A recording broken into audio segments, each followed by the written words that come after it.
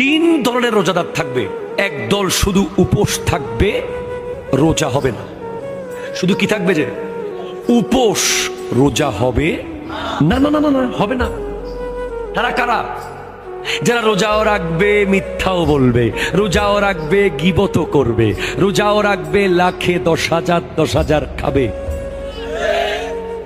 খবরদার, তোমার সেহেরি আর ইফতার নাটক।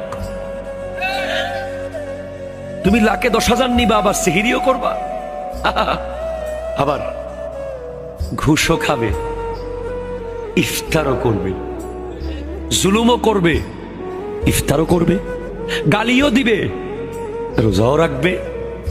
এদের রোজা হবে না। রোজা কি? রোজা হলো চোখের রোজা। চোখ দিয়ে অশ্লীল দৃশ্য না দেখার নাম রোজা। কান দিয়ে গীবত গালি না শোনার নাম রোজা। মুখ দিয়ে গীবত না করা আর গালি না দেওয়ার নাম রোজা। হাত দিয়ে ইসলাম বিরোধী কিছু না ধরার নাম রোজা।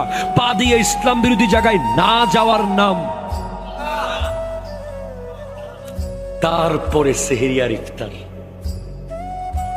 না হলে সেহেরি আর ইফতার না, এটা হলো বাটপার।